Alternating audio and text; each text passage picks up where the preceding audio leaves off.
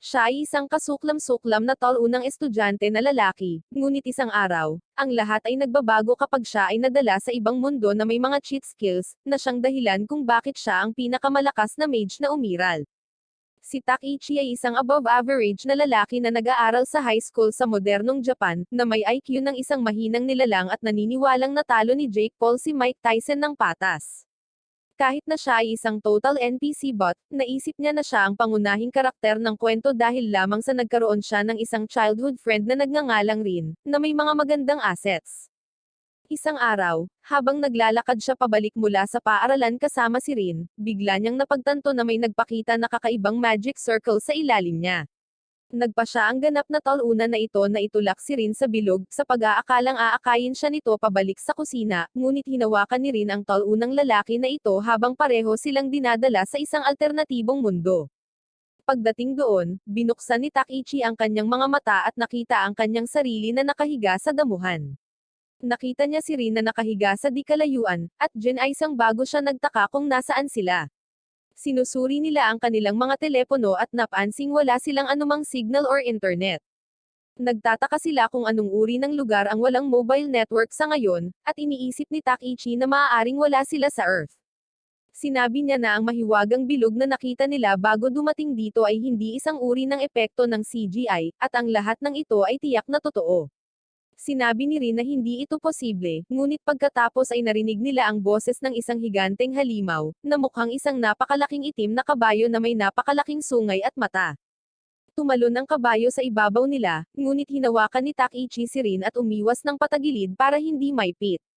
Sinabi niya kay Rin na tumakbo at lumayo sa kanya hanggat maaari, dahil mas mabuti na ang isa ay masawi dito kaysa sa kanilang dalawa, at pagkatapos ay sumugod upang tuyain ang napakalaking hayop upang makuha ang atensyon nito. Tinawag niya ang malaking halimaw na isang talunan, at tinanong kung ang napakalaking sungay nito ay palabas lamang bago ito hinabol. Mukhang ito na ang katapusan niya, ngunit sa sandaling iyon, isang air blade attack ang nagmumula sa gilid at tumama sa halimaw sa leeg. Isang lalaking bokal ang biglang lumabas mula sa kung saan, at pinuri si Takichi sa kanyang mga kasanayan sa panunuya bago sumulong sa unahan upang hampasin ang kabayo gamit ang kanyang espada. Ang halimaw ay lumalaban sa pamamagitan ng pagbuga ng apoy mula sa bibig nito, ngunit pagkatapos ay isang itim na salamangka-infused arrow ang lumipad mula sa isang bush at tumama sa hayop sa kanyang binti. Pagkatapos nito, isang lalaki ang lumabas sa bush at sinabing ang mga obsidian horse na ito ay talagang matigas, at ang paggamit ng mithril arrow ay ang tamang gawain. Sa wakas, natapos ng isang maliit na salamangkero ang pangangaso sa pamamagitan ng pagsunog sa halimaw na may pag-atake ng apoy. Ipinakilala ng grupo ang kanilang mga sarili bilang Barada, Mrakilta, at Mehila, at sinabi na sila ay bahagi ng Adventurers Guild, at inupahan upang manghuli ng mga obsidian na kabayong ito upang matanggal ang bilang ng mga halimaw sa lugar na ito. Nang makita ang lahat ng ito, kinumpirma ni Takichi na sila ay nasa isang pantasyang RPG-like world at kailangan nilang maghanap ng paraan upang mabuhay dito. Nang maglaon ng gabing iyon, umupo silang lahat sa paligid ng isang apoy, at tinanong sila ng mga adventurer kung saan sila nanggaling at kung ano ang kanilang ginagawa dito. Napansin nila na hindi komportable si Takichi at Rin na ibahagi ang impormasyong ito, at sinisikap nilang pakalmeyan ang mga ito sa pagsasabing hindi nila sila pababayaan sa mga mapanganib na kapatagan na ito at isasama sila sa pinakamalapit na bayan, na tinatawag na Aspire, dahil bahagi ng kanilang trabaho ang pagtulong sa iba. Pinapayuhan din nila sila na ang paglalakbay ng walang armas ay mapanganib, lalo na sa lugar na ito, dahil ang bilang ng mga halimaw ay tumataas, at nakatanggap sila ng maraming ulat tungkol sa mga bagon na inaatake at mga taong nawawala sa mga nagdaang panahon. Sa gayon, tinawag nilang lahat ito ng isang gabi, at sinabi ni Barada kay Takichi na makipag-ayos kay Rin, na tila galit sa kanya sa pagsabi sa kanya na tumakas nang wala siya ng mas maaga. Pinag-uusapan nila ito ng magdamag, at sa huli ay nagkasundo sa isang fist bump at ilang off-screen na matinding aksyon. Kinaumagahan, dumating sila sa Aspire, at sinabi sa kanila ng mga adventurer na bahagi ito ng Elaine Magic Kingdom, at ginagamit nila ang bayang ito bilang kanilang base ng operasyon. Binibigyan din nila ng ginto ang ating mga bida, at sinasabi sa kanila ang tungkol sa Adventurers Guild dahil nagpa siya si Takichi na maging adventurer din, dahil iyon ang gagawin ng alpha male. Sa guild, pinupunan nila ang kanilang mga admission form at binasa ang kontrata, at napagtanto nila na kahit papaano ay nababasa nila ang wika ng mundong ito. Pansinin nila na nakausap din nila ang mga tao sa mundong ito at naiintindihan sila ng maayos, kaya dapat mayroong ilang mahika. Pagkatapos nito, sinabi ng receptionist na dadaan sila sa isang maliit na magical aptitude test at naglalabas ng isang bowl ang kristal, na sinasabi sa kanila na ilagay ang kanilang mga kamay dito, dahil ang pagkakaroon ng magic ay kinakailangan para sa sinumang naghahanap upang maging isang adventurer. Pagkarinig nito, pareho silang nadismaya dahil sa tingin nila ay wala silang magic. Sinabi ni Rin na mauna siya at ipinatong ang kanyang kamay sa bola. Sa sorpresa ng receptionist, ang bowl ang kristal ay nagpapakita ng apat na magkakaibang kulay, at tinanong niya si Rin kung sino siya. Pagkatapos ay hiniling niya kay Takichi na gawin din ito, at ang bowl ang kristal ay biglang nabasag nang ilapat niya ang kanyang kamay dito. Ginagawa nitong nagulat ang receptionist, at umalis siya para sabihin ito sa guildmaster. Pagkaraan ng ilang sandali, bumalik siya kasama ang Guildmaster Gerald at isang sikat na C-rank adventurer na nagngangalang Myra, ang Golden Fencer. Ipinakilala nila ang kanilang mga sarili sa pares, at sinabi sa kanila na hindi nila ito maipaparehistro dito at isasama sila ni Myra sa isang lugar kung saan kukuha sila ng kinakailangang payo, at kung wala ito, hindi sila maaaring maging mga adventurer. Tinanong siya ni Takichi kung ito ay isang uri ng panloloko kung saan dudukutan nila sila at ibebenta ang kanilang mga bato, ngunit sinabi ni Myron na gusto niya ang kanyang organ, ngunit hindi ang kanyang bato. Pagkatapos ay dinala niya sila sa isang lumang barong-barong sa kagubatan malapit sa bayan, kung saan nakilala nila ang magandang babae na ito na may malalaking asset na tinatawag na Lemia. Tinanggap niya sila at nalaman niya mula kay Myron na nasira ang magic measuring device sa guild, kaya gusto nilang siya ang magsagawa ng kanilang pagsusulit. Binigyan ni Lemia sina Takichi at Rin ng ilang mga kagamitang gawa sa kahoy, at sinabing ginawa niya ang mga ito at sasabihin nila ang kanilang mahiwagang kapasidad at mga halaga ng lakas ng mahika. Ang mahiwagang kapasidad ay tumutukoy sa dami ng mahiwagang enerhiyang taglay ng isang tao, at ang mahiwagang lakas ay tumutukoy sa kalidad ng nasabing mahiwagang enerhiya. Matapos pailawin ang kanyang kahoy gamit ang kanyang mga kamay, tinanong ni Takichi at Rin kung ano ang ipinakita nito, at sinabi ni Lemia na ang kanilang mga numero ay ganap na wala sa mundong ito at mula ngayon, sila ay magiging kanyang mga apprentice.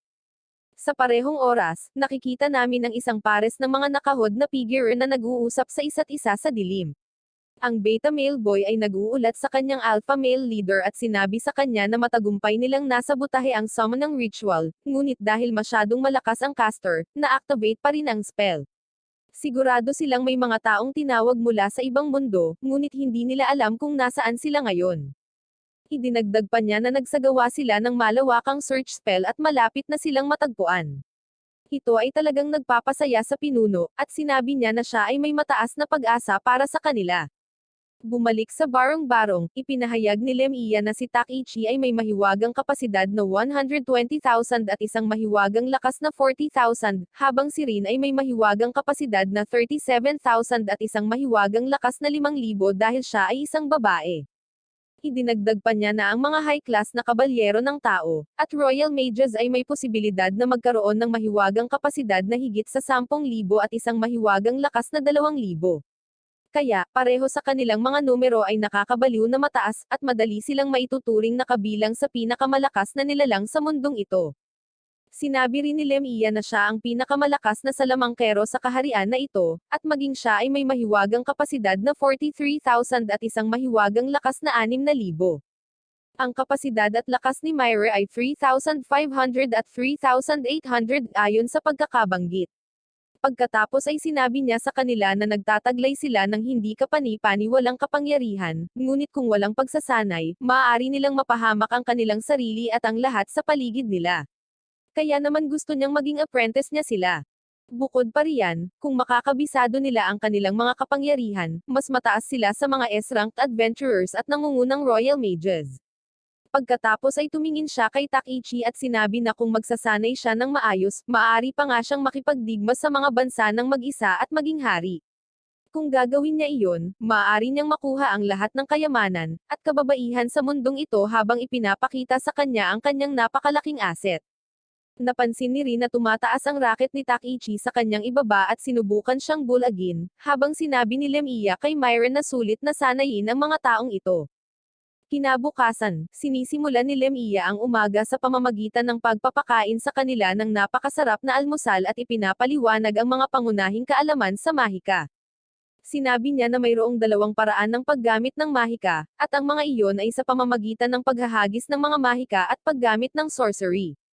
Upang gumamit ng mga mahiwagang spell, ang isa ay dapat na mag-enchant ng mga espesyal na incantation upang ipahiram ang kanilang mahiwagang kapangyarihan sa mga espiritu, na gumagamit nito upang magkaroon ng iba't ibang spell. Sa kabilang banda, ang isang sorcery ay gumagawa ng isang master and servant na kontrata sa isang espiritu at pinapagawa sa kanila ang kanilang utos na ginagawang mas malakas ito kaysa sa normal na mahika.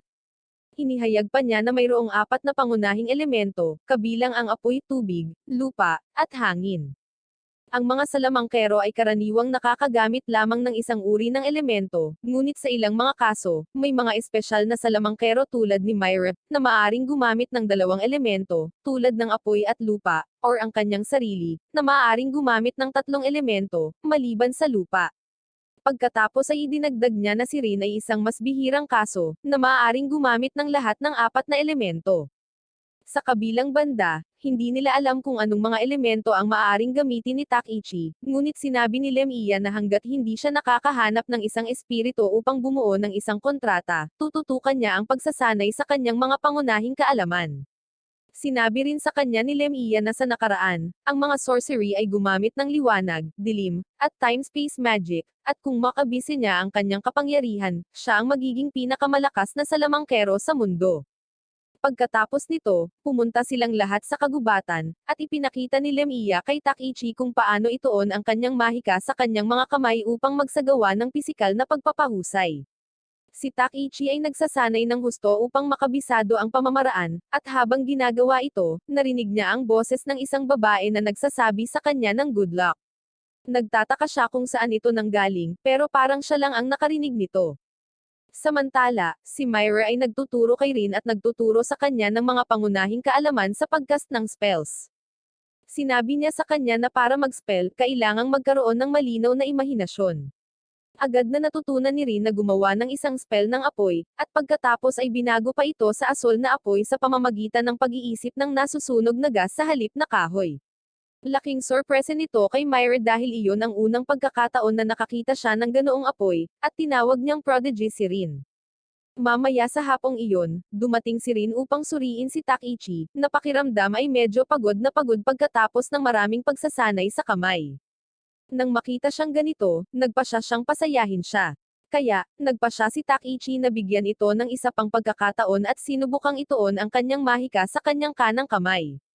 Habang ginagawa iyon, naririnig niya ang parehong parang bata na boses na nagbibigay sa kanya ng ilang tip kung paano ito gagawin, at nakakatulong ito sa kanya na magtagumpay habang ang kanyang kamay ay nagsisimulang kuminang na parang bumbilya. Tinanong niya si Rin kung narinig niya ang boses at nagtataka kung multo ba ito or ano, na ikinagulat ni Rin. Pagkatapos nito, pumasok silang dalawa para maghapunan, at pinuri sila ni Lemiya sa kanilang pag-unlad. Sinabihan niya si Myron na patuloy na alagaan si Rin, at sinabihan si Takichi na magsanay sa kanyang kaliwang kamay sa susunod at magpatuloy sa pagsasanay hanggang sa makapagsagawa siya ng full body enhancement. Sinabi niya na hanggang sa matagpuan nila ang kanyang katangian, ito ang magiging pangunahing paraan ng pakikipaglaban niya, na angkop sa kanya, dahil siya ang alpha male. Kinagabihan, lumapit si Myra kay Lemiya at tinanong siya tungkol sa dalawang bagong dating. Sabi ni Lemiya, sasanayin niya sila hanggang sa puntong makakalaban na sila ng disente sa loob ng 3 linggo, dahil dapat ay kaya nilang ipaglaban ang kanilang sarili sa darating na digmaan. Naisip niya na ang mga problema sa kabisera ay hindi makakaabala sa kanya sa malayo, ngunit mukhang ang mga bagay ay magiging hindi maganda sa lalong madaling panahon. Pagkaraan ng ilang linggo, nakita namin sina Takichi at Rin na kumukuha ng pisikal na pagsusulit upang makita kung gaano kalayo na ang kanilang narating. Nakipaglaban si Takichi sa isang grupo ng mga lobo ng Fen, habang inaatake si Rin ng isang kawan ng mga halimaw na kuneho. Nakokontrol na ni Takichi ang dami ng mahiwagang kapangyarihan na inilalagay niya sa kanyang mga kamao, at nagagawa na ngayon ni Rin ang mga pangunahing spell ng walang mga incantation, habang gumagamit ng maraming elemento ng sabay-sabay. Habang nandoon sila, pinagmamasdan sila ni Lemia at Myra mula sa isang bangin at pinag-uusapan kung gaano sila lumakas sa loob ng maikling panahon. Pagkatapos, napansin nilang nakaharap ang pares sa isang obsidian horse, ngunit hindi tulad ng una nilang pagtatagpo, ngayon ay mas malakas na sila at nagagawang ibagsak ang halimaw ng medyo madali at kumain ito para sa hapunan. Nang maglaon ng gabing iyon, ipinagdiriwang nilang lahat sina Takichi at Rin na pumasa sa pagsusulit sa pagtatapos, at sinabi sa kanila ni Lemia na lilipat sila sa Aspire sa susunod na araw at kukuha ng kanilang unang trabaho bilang mga adventurer. Sinabi rin niya sa kanila na, ayon sa kanya, sila ay tinatawag na Lost Ones, na mga taong nagmula rito mula sa ibang mga mundo. Sinabi niya na kung minsan ito ay resulta ng isang aksidente, at sa iba pa, sila ay pinatawag ng isang sorcerer na may kakayahang gumamit ng space-time magic. Nagulat talaga sina Takichi at Rin, at tinanong nila siya kung paano niya nalaman iyon. Sinabi ni Lemia na ang kanilang hindi normal na dami ng mahika at paminsan-minsang paggamit ng mga bagong salita ay nagpaalam sa kanila, at iyon ang dahilan kung bakit nagpasya siyang kunin sila bilang kanyang mga apprentice para hindi sila masanay sa mga masasamang tao. Kung tungkol sa dahilan kung bakit sila ipinatawag dito, ito ay kailangang itanong sa sorcerer mismo, ngunit kakaunti lamang ang mga sorcerer na may kakayahang gumamit ng time-space magic sa buong kaharian. Sinabi ni Takichi na iyon ay isang magandang bagay, dahil ito ay magpapaliit sa mga taong kailangan nilang hanapin. Sinabi niya na madali nilang matontan ang mga ito, maalis ang anumang hindi pagkakaunawaan, at makabalik sa kanilang mundo. Sinabi ni Lemia na maaaring posible ito ngunit iniisip kung ito ay magiging madali. Pagkatapos ng hapunan, umupo si Takichi kasama si Rin, at pinag-uusapan nila ang lahat ng nangyari simula noong dumating sila sa mundong ito. Sinabi ni Takichi na sila ay magtatrabaho bilang mga adventurer, kikita ng magandang pera, at itatatag ang kanilang mga sarili, at pagkatapos ay gagamitin ang kanilang impluensya upang mahanap ang sorcerer na nagpatawag sa kanila dito at pauwiin sila sa kanilang mundo. Nakaramdam din ng pag-asa si Rin, at pareho nilang tinatawag itong isang gabi na may ilang off-screen na aksyon. Pagkatapos nito, tinitingnan ni Takichi ang kanyang puting kamay, at iniisip kung mayroon ba talaga siyang kapangyarihan na sirain ang napakalaking bansa.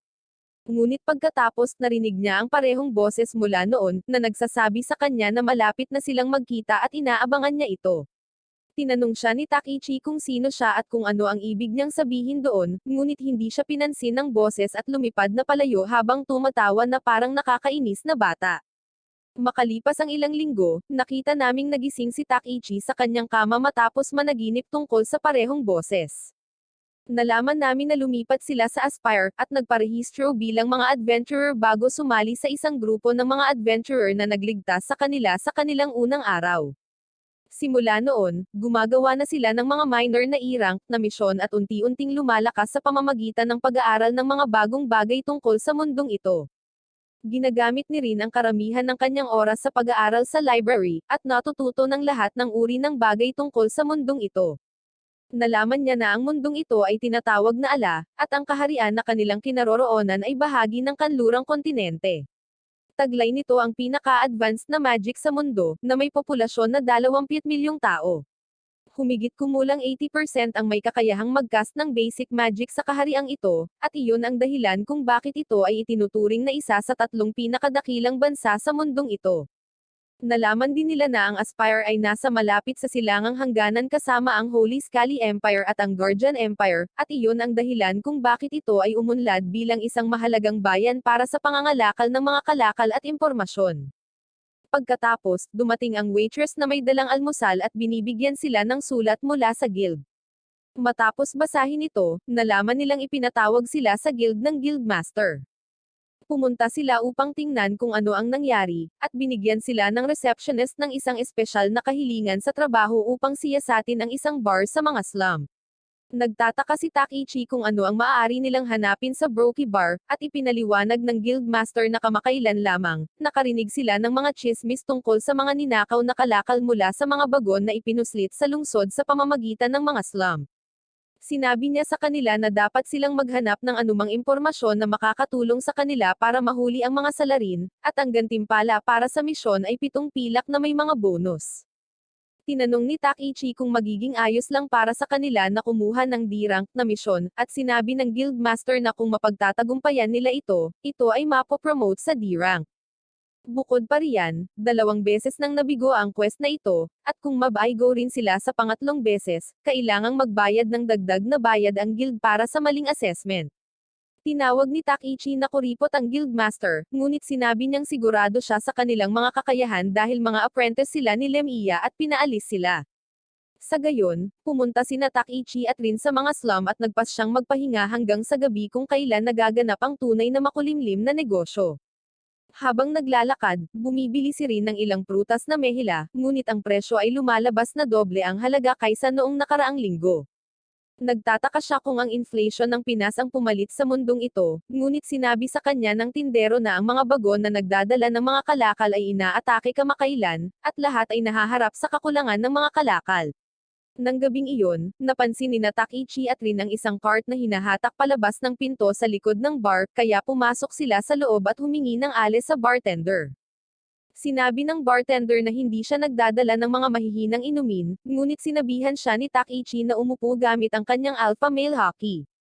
Nagsisimula silang mag-usap tungkol sa pagtaas ng presyo ng mga bilihin sa bayan. Sinabi ni Takichi na nagpaplano rin silang pumasok sa negosyo, at iniisip kung makakakuha sila ng ilang impormasyon tungkol sa kung paano ito gumagana. Sinabi ng bartender na hindi ito negosyo para sa mga baguhan, ngunit tinawag siya ni Takichi na isang brokey at naglalagay ng isang bag ng mga barya sa harap niya, nagtatanong kung bubuksan niya ang kanyang bibig ngayon. Nang makita ito, ang mga sakim na NPC sa bar ay bumangon at sinubukan silang pagnakawan, ngunit pinunasan ni Takichi at Rin ang sahig gamit ang kanilang walang silbing katawan at sinabihan silang mahihina. Sinabi sa kanila ng mga tulisan na inupahan sila ng ilang nakahod na lalaki, na humiling sa kanila na ihatid ang mga kalakal mula sa mga bagon na inatake ng mga halimaw. Hindi nila malaman kung ano ang hitsura ng tao, dahil ito ay masyadong madilim, ngunit nangako sila ng malaking pera, kaya pumayag sila dito. Sinabi ng bartender na ayaw niya ng pera nila at normal lang sa bar na magbenta ng mga bagay na dinadala ng mga taong ito, kaya itigil na nila ang pagtatanong ng kanilang mga tanong kung saan hindi ito nararapat. Pagkatapos nito, lumabas sina Takichi at Rin at nagtataka kung sino ang mastermind na ito. Sa sandaling iyon, napansin nila ang 3 babaeng ninja na sumusunod sa kanila, kaya hinikayat nila sila at nakipag-away sa kanila. Sinubukan ni Takichi na pigilin ang pagbabalik sa kanilang lahat sa kusina, at sa huli ay bumagsak ang isa sa kanila sa isang malakas na suntok. Ipinakita rin ni Rin na hindi siya mahina at itinulak ang isa sa kanila pabalik, bago hayaang patulugin siya ni Takichi nang may pagkakapantay-pantay din ng kasarian. Pagkatapos nito, pareho silang humarap sa huling assassin at tinanong siya kung handa na ba siyang sumuko, ngunit nagising ang unang ninja at naghagis ng smoke bomb. Pareho silang nakatakas mula sa eksena gamit iyon, naiwan ang walang malay nilang kasamahan. Sinabi ni Takichi na wala sila roon upang takutin sila mula sa misyon, at mukhang talagang sinusubukan nilang tapusin sila. Nagpagulat ito kay Rin, at ibinigay nila ang nahuli na ninja sa guild at hiniling sa guildmaster na panatilihin siyang buhay. Kinaumagahan, nakatagpo ni Taki at Rin si Myra sa tavern, na naghihintay doon upang batiin sila sa pag-promote sa D-rank na adventurer. Pagkatapos ay sinabi ni Myra sa kanila na mayroon siyang espesyal na misyon at gusto niyang bumuo sila ng isang party kasama siya. Ipinaliwanag niya na ang mga prutas ng mala sa Northern Forest ay handa ng anihin, kaya ang mga magsasaka ay humiling na hulihin ang mga magnanakaw at protektahan ang kanilang ani. Ang gantimpala para sa pagkumpleto ng misyon ay 500 pilak, at makakatulong din ito sa bayan na makabangon mula sa inflation. Matapos marinig ang lahat ng ito, agad na sumang-ayon ang dalawa, at lahat sila ay pumunta sa Northern Forest. Dumating sila sa bukid sa hapon at nakipagkita sila sa 2 magsasaka na NPC at isang may makulimlim na hitsura, si Kazem. Habang nakikipagkamay, nakaramdam si Takichi ng ilang hindi maipaliwanag na emosyon, at hinawakan niya ang kamay niya saglit bago siya bumalik sa katinoan. Pagkatapos nito, lahat sila ay naglalakad sa mga bukid upang makita ang mga puno ng mala, at si Rin ay nagsumite ng isang magic sensing spell sa kanyang staff upang mahuli ang anumang bakas ng mahika sa lugar. Sa kalaunan ay nakatagpo siya ng isang senyales na nagpapakita sa kanya na ang isang napakalaking halimaw ay papunta sa field, at lahat sila ay pumwesto upang labanan ito. Pagkaraan ng ilang oras, nakita namin ang isang napakalaking dambuhala or ilang mga orc na lumalabas sa kagubatan, at nakaharap sa grupo dala ang kanilang mga sandata. Bilang alpha male sa grupo, sinabihan ni Takichi si Myren na harapin ang tatlong maliliit na mahihinang nilalang at sinabihan si Rin na magbigay ng suporta, habang siya mismo ang haharap sa napakalaking halimaw.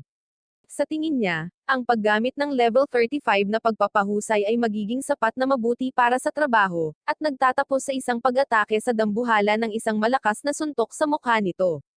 Mamaya sa gabing iyon, umupo si Myre kasama sina Takichi at Rin at sinabi sa kanila na ang mga orc at ogre ay hindi normal sa rehiyong ito, kaya dapat na bahagi ito ng pakane ng isang tao. Nagpasya silang maglagay ng bitag para sa kanila, ipakita sa kanila na hindi sila dapat guluhin, at tawagin itong isang araw. Pansamantala, nakita namin ang isang nakahod na babae na napapalibutan ng isang grupo ng mga bangkay.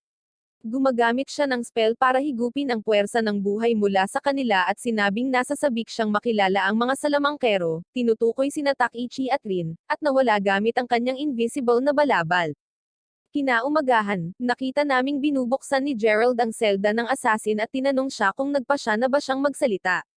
Sa kabilang banda, nakita namin si Takichi at ang grupo na naglalakad sa bukid, kasama si Rin na gamit ang kanyang magic detection spell upang mahanap ang mga magnanakaw.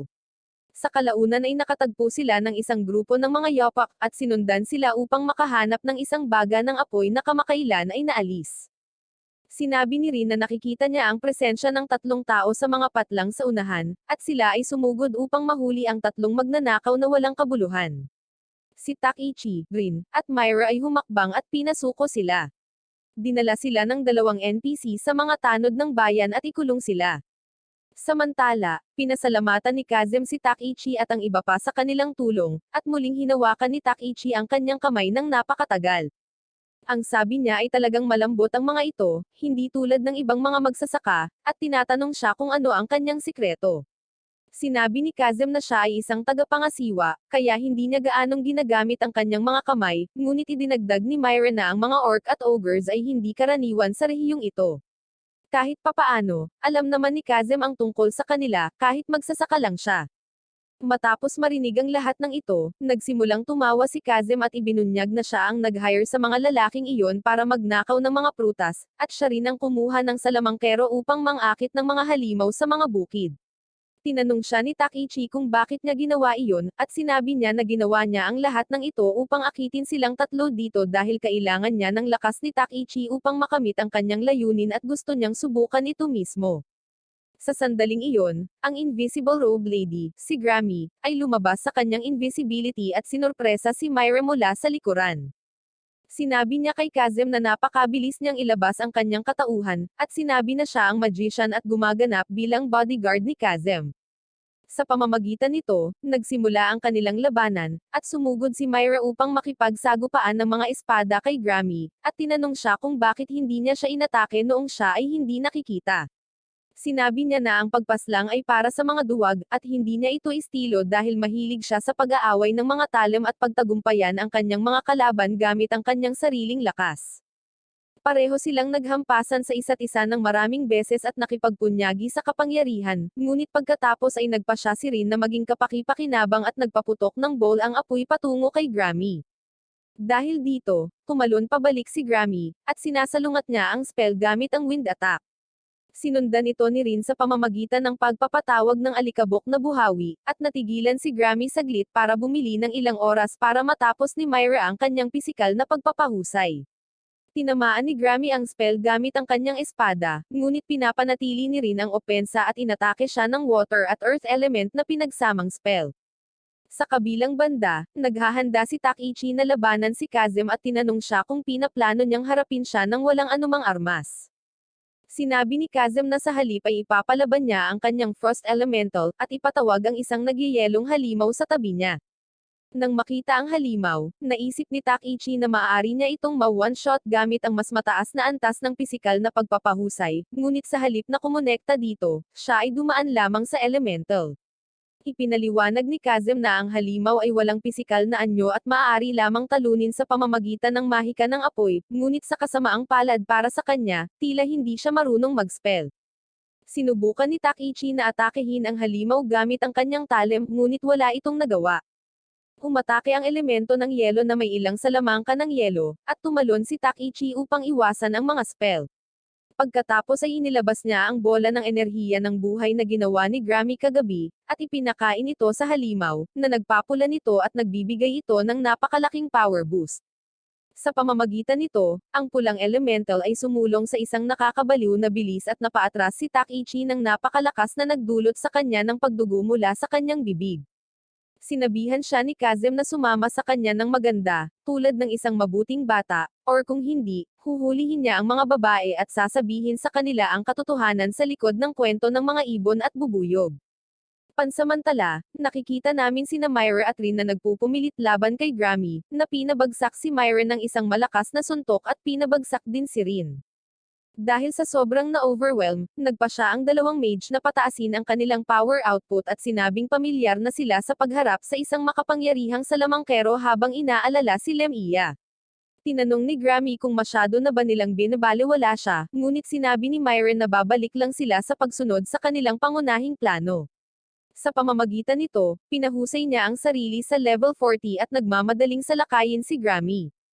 Nagpalitan sila ng ilang pag-atake, ngunit pagkatapos ay sumingit si Rin gamit ang isang spellblade at nagulat si Grammy. Tumalon pabalik si Grammy upang iwasan ang pag-atake, ngunit sinipa siya pabalik ni Myra, at sinundan ni Rin sa pamamagitan ng pag-convert ng kanyang staff sa isang espada at pagpilit kay Grammy na harangan ito gamit ang kanyang espada. Pagkatapos noon, ginamit niya ang spellblade sa kabilang kamay niya para hampasin siya, at nabawasan nila ang isang magandang tipak ng kanyang HP. Pagkatapos nito, inihagis ni Rin ang Dust Tornado spell at hinaluan ito ng pulver upang gawin itong nasusunog. Pinasindi niya ang spell gamit ang isang fireball at pinasabog si Grammy.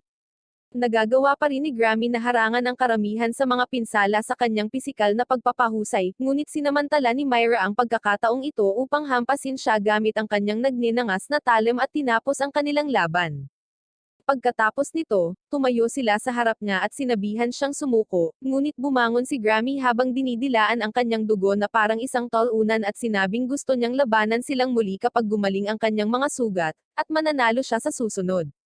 Sa sandaling iyon, nagsalita si Kazem at sinabihan ang mga babae na sumuko maliban kung gusto nilang makita si Takichi na mapahirapan ng kanyang pulang elemental. Ang mga babae ay nag-iisip tungkol dito ng ilang sandali at nakadama ng panlulumo, habang si Takichi ay nagtataka kung paano ito nauwi sa ganito at kung siya ay hindi dapat magkaroon ng kapangyarihan upang sirain ang mga bansa. Habang sinusumpa ang kanyang kahinaan, siya ay nawalan ng malay at narinig ang parehong boses mula sa dati sa kanyang panaginip. Tinanong niya siya kung gusto niya ng kapangyarihan, at sinabi ni Takichi na gusto niyang mapabagsak sa lupa ang mukha ng mukhang talunan na lalaki at pagsisisihan siyang nakipaglaban sa kanila. Ipinakilala ng boses ang kanyang sarili bilang espiritu ng hangin na nagngangalang Ariela at sinabing magiging eksepsyon ito, at dahil lalabag siya sa mga tuntunin, maaaring kasing sakit ng kasawian ang pakiramdam nito. Ngunit kung gusto pa rin niya ang kapangyarihang ito, ipapahiram niya ito sa kanya. Sumang-ayon si Takichi, at nakita namin siyang nag-transform sa full-on na avatar mode habang nakatayo siya ng may makapal at maangin na aura na nakapalibot sa kanya. Si Kazem ay muling pinasugod sa kanya ang pulang elemental at pinabalik siyang lumipad, ngunit tumayo si Takichi at sinabing ang pagtama ng elemental ay parang isang kuting ang tumama sa kanya gamit ang paa nito. Ang pulang elemental pagkatapos ay naglulunsad ng pag-atake ng Fire Blast patungo sa kanya, ngunit pinakawalan ni Takichi ang kanyang kapangyarihan, at naglunsad pabalik sa pamamagitan ng isang malakas na agos ng hangin na sumisira sa pag-atake ng apoy at ng pulang elemental ng sabay-sabay. Nang makita ito, nagsimulang tumakas sina Kazem at Grammy. Sinubukan ni Takichi na pigilan sila, ngunit naramdaman niya ang sakit na sinabi sa kanya ni Ariela, at napaluhod siya. Nagagawa pa rin ni Takichi na magpakawalan ng huling pag-atake bago mawalan ng malay at pinutol ang kanang braso ni Kazem na opisyal na ginawa siyang pinakakalunos-lunos na one-armed anime character.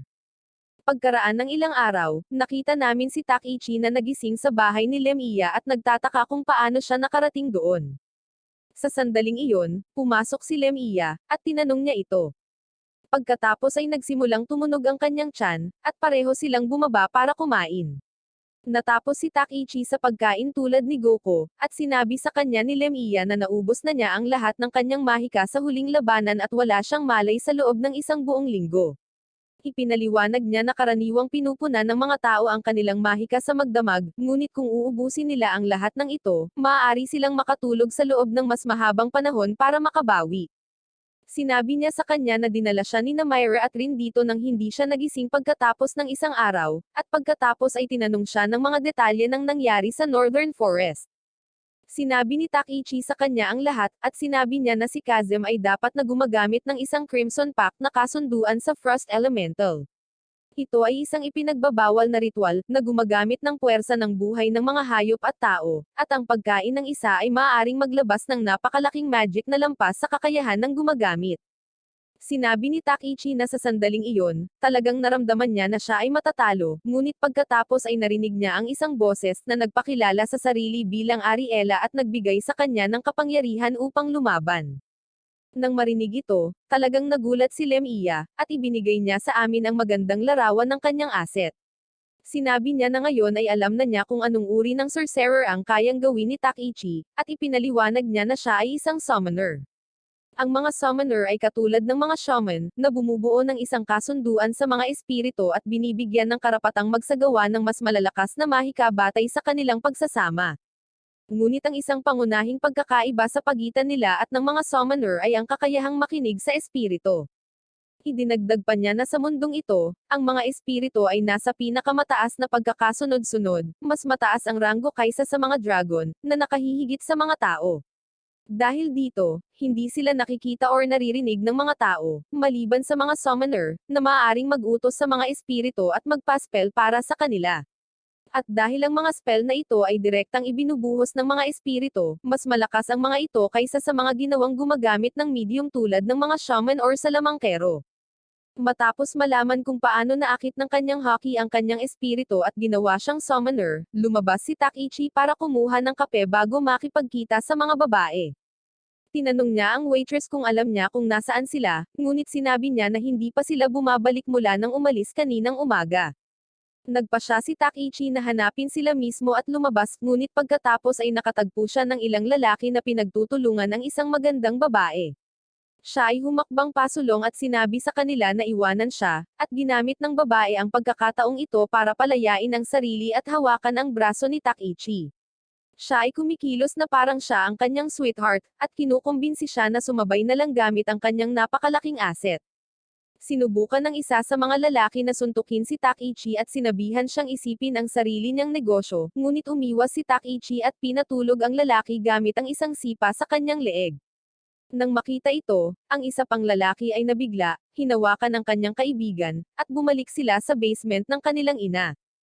Kapag wala na sila, pinasalamatan ng babae si Takichi sa pagligtas sa kanya, ngunit sinabi niya na mukhang kaya niyang harapin ang mga ito. Itinuro niya na nagawa niyang palayain ang sarili mula sa kanilang pagkakahawak, at nagawa pa niyang sundan ang mga biglaang paggalaw nito nang umatras siya para iwasan ang pag-atake. Bukod pa riyan, hindi siya mukhang nagulat sa katotohanan na pinabagsak niya ang isang lalaki sa isang sipa. Nang marinig ito, sinabi ng dalaga sa kanya na hindi ito ang unang pagkakataon na nagkita sila at binanggit na medyo magaspang siya sa kanya noong una nilang pagkikita. Nagtataka ito kay Takichi kung siya ba ang kanyang kapatid na babae mula sa Alabama, ngunit pagkatapos ay ipinakilala niya ang kanyang sarili bilang Ana, at ibinunyag na siya talaga ang babaeng ninja na kanyang pinatalsik at ipinasa sa guild. Samantala, nakikita natin ang amo ni Kazem, na tinatawag ang kanyang sarili na emperador. Pinupuri niya si Kazem para sa pagkuha ng lahat ng impormasyon na nakuha niya tungkol kina Takichi at Rin, at sinabi na ang kanyang braso ay isang maliit na halaga upang bayaran iyon. Pagkatapos ay bumaling siya kay Grammy, at sinabing kailangan niya ng ilang pagbabago upang mapagsilbihan siya ng mas mahusay at naglagay ng espesyal na spell sa kanyang kamay. Pagkatapos ay nagbigay siya ng bagong side quest kay Kazem, at sinabi sa kanya na ito ay magiging isang maliit na quest lamang at magiging isang magandang paraan para sa kanya na hindi gaanong maisip ang pagsali sa One Arm Club. Matapos ibigay sa kanya ang misyon, nakita namin ang dalawang babae na pumasok sa silid na nagtatanong sa emperador tungkol sa karnabal.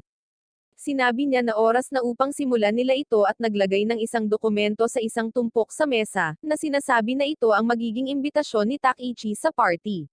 Bumalik sa bayan, isiniwalat ni Ana na siya ay sumali sa guild, at ngayon ay nagsusumikap sa paglutas ng kaso ng mga smuggled goods. Sinabi niya kay Takichi na ang kanyang pagsisiyasat ay humantong sa kanya sa gusaling ito, at pareho nilang sinalakay ang gusali upang mahanap ang mastermind sa likod nito.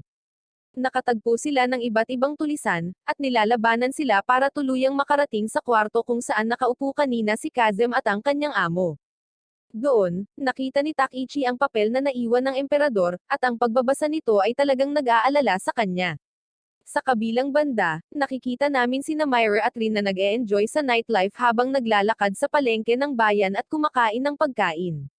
Mukhang nag-aalala si Rin para kay Takichi, ngunit tiniyak ni Myra na nasa mabuting pangangalaga siya kay Lemia at sinabi sa kanya na dapat silang tumuon sa kanilang misyon sa ngayon. Pagkatapos, napansin nilang may sumusunod sa kanila at iniisip kung dapat ba nila silang akitin sa isang lugar na walang masyadong tao. Ngunit pagkatapos, isang nakahod na lalaki ang umatake sa kanila mula sa likod gamit ang isang espada. Tumalon si Rin at Myra at sinabihan ang lahat na umalis doon bago harapin ang assassin. Sumusugod si Myra gamit ang kanyang espada at nagmamadaling magsalubong ang kanilang mga espada, habang si Rin ay gumagamit ng water attack sa lalaki upang linisin ang kanyang maruming mukha. Pagkatapos noon, naghanda siya ng wind tornado spell, ngunit inatake siya ng ilang salamangkero mula sa rooftop.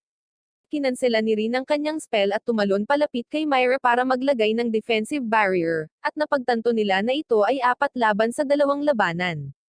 Ngunit pagkatapos, narinig nila ang boses ni Grammy mula sa kung saan. Lumabas siya sa pagka-invisibility at pinabagsak si Myra na may sorpresang pag-atake sa kanyang tiyan. Pagkatapos noon, binuhat niya ito at tumakbo palayo at sinabi sa kanila na hindi niya iyon estilo, ngunit hinihiling siya ng amo, kaya wala siyang pagpipilian. Sinubukan ni Rin na sundan siya, ngunit pinananatiling abala siya ng mga tulisan, at si Grammy ay nakaalis doon. Pansamantala, nakikita namin sina Takichi at Ana na naglalakad sa isang tunnel na ginawa ng Earth Magic, at isiniwalat na ang papel na nakita nila sa gusali ay nagsabi sa kanila na mayroong isang kawan ng 3,000 goblins na pinahusay na may mga Crimson Packs na nagtatago sa isang lugar dito sa ilalim ng Aspire. Sa kalaunan ay narating nila ang isang pinto sa dulo ng tunnel na may ilang buto sa labas nito, at binuksan ito ni Ana gamit ang kanyang mga kasanayan sa lockpicking kung sakaling ito ay trap. Nang makitang ganito ang trabaho niya, sinabi ni Takichi na nang ibigay niya siya sa guild, hiniling niya na sana ay ipinagpatuloy niya ang kanyang buhay na malinis, kaya ngayon ay nagkaroon siya ng halo-halong damdamin tungkol sa guild na ginagamit siya para sa kanilang mga misyon. Napangiti si Ana nang marinig ang mabubuting salita na ito, at sinabihan niya itong tawagin siyang Ana mula ngayon, at ipinagpatuloy nila ang kanilang paghahanap. Bumalik sa bayan, itinaboy ni Rin ang mga NPC na sinusubukang pigilan siya at tumalikod upang makita si Grammy na nakatayo sa likuran niya. Binabati niya siya sa mabilis na paghaharap sa kanila at sinabi sa kanya kung nasaan si Myra. Sinabi rin niya sa kanya na sinusubukan ng kanyang amo na pakainin siya ng isang Crimson Pack na globo, at sinabi na wala siyang pakialam kung siya ay masawi, ngunit sila ang kanyang biktima, at hindi niya pinahahalagahan ang pagkuha nito ng ibang tao.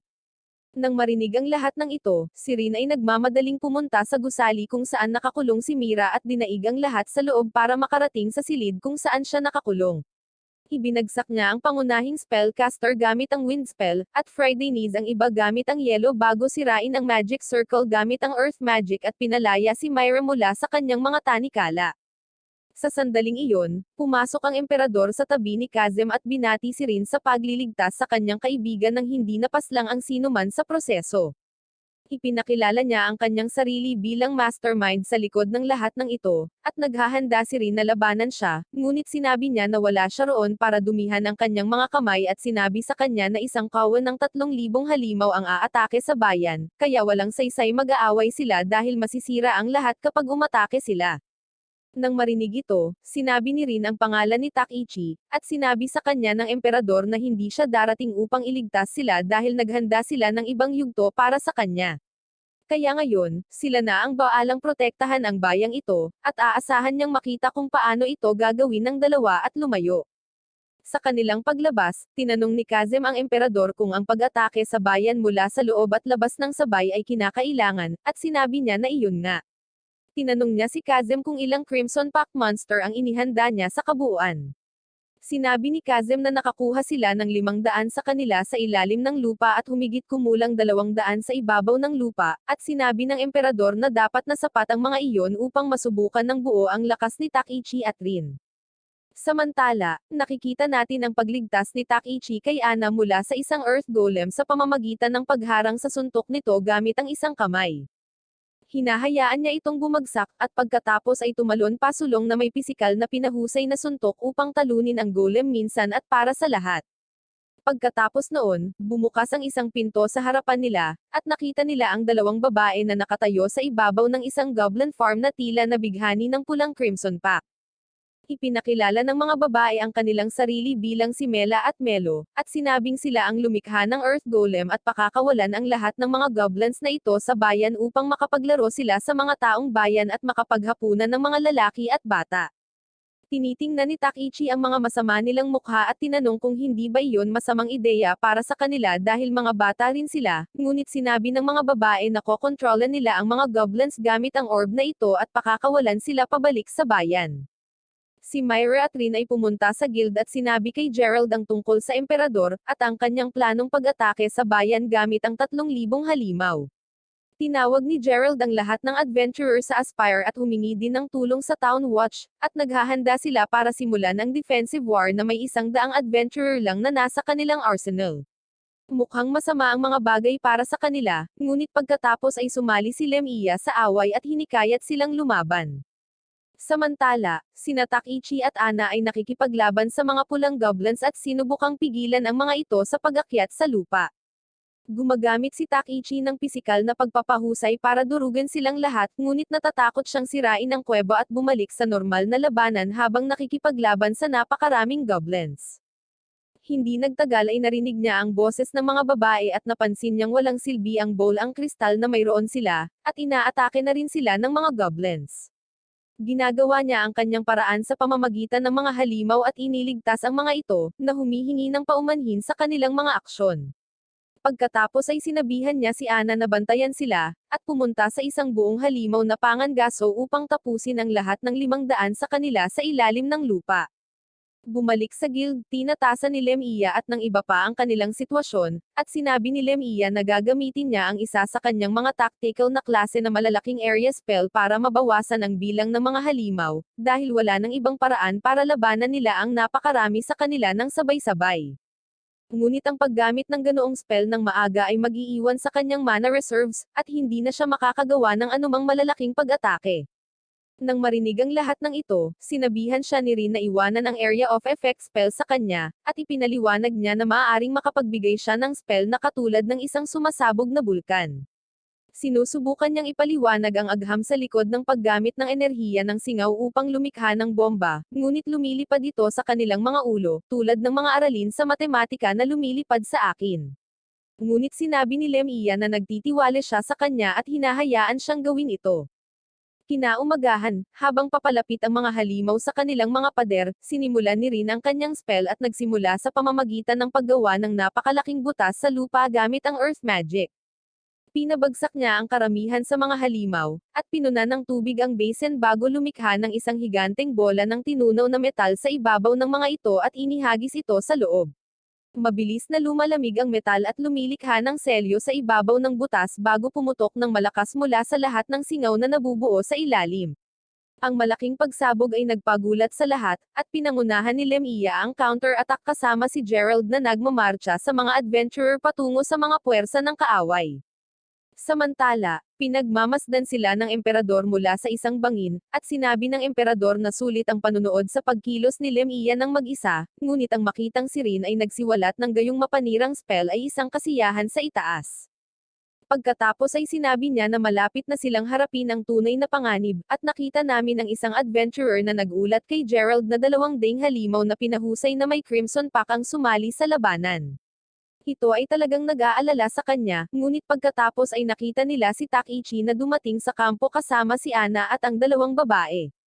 Sinabihan niya si Gerald tungkol sa nangyari sa ilalim ng lupa, at tinanong siya tungkol kina Myra at Rin bago lumabas para tulungan sila. Sa kabilang banda, nakikita namin sina Myra at Rin na napapagod sa lahat ng paglaban at pinupuri si Lemia na sobrang lakas pa rin. Pagkatapos, napansin nila ang napakalaking kayog ng mga halimaw na puno ng crimson, at sinabihan sila ni Lemia na bilhin siya ng 30 segundo para makapagbigay siya ng malakas na spell at matapos sila. Sumugod sina Myra at Rin at sinira ang isang bungkos ng maliliit na halimaw, hanggang sa inilunsad ni Lemia ang AoE spell at ang mga kalaban sa harap nila ay naging 30 pulang ogre na lamang na tila namumuno sa hukbong ito ng mga halimaw. Ang tatlo sa kanila ay humarap sa tigi-isang dambuhala, ngunit ang pag-atake ni Rin ay tila masyadong mahina upang makagawa ng anumang pinsala sa halimaw, at ito ay lumapit sa kanya upang ihatid ang pangwakas na atake. Sa kanyang mga huling sandali, sinabi niya na kahit na masawi siya dito, darating si Takichi at ililigtas silang lahat at nagsisisi na hindi sinabi sa kanya ang tungkol sa kanyang tunay na nararamdaman para sa kanya. Ngunit bago pa siya mapaslang ng halimaw, tumalon si Takichi at hinaranggan ito ng isang kamay at sinabihan siyang sabihin sa kanya ang lahat tungkol dito kapag natapos na sila sa digmaang ito. Hindi nagtagal ay sumunod sina Lemia at Myra at inaalagaan si Rin, habang itinutulak ni Takichi ang pulang dambuhala bago ito hinawakan at inihagis sa lupa. Pagkatapos ay tinalunan niya ito at pinatumba ito ng malakas na suntok sa katawan nito. Pagkatapos noon, bumalik siya para makipagkita sa mga babae, at tinanong siya ni Myra kung anong enhancement level ang ginagamit niya. Sinabi niya sa kanya na gumamit siya ng level 100 kung hindi, hindi siya magiging katugma ng mga halimaw na ito. Pagkatapos ay tinanong ni Takichi si Lemia tungkol sa kanilang kasalukuyang sitwasyon at itinanong kung magagawa nilang ipagpatuloy ang pakikipaglaban, ngunit sinabi niya na halos hindi nila sila mapipigilan sa kanilang kasalukuyang lakas.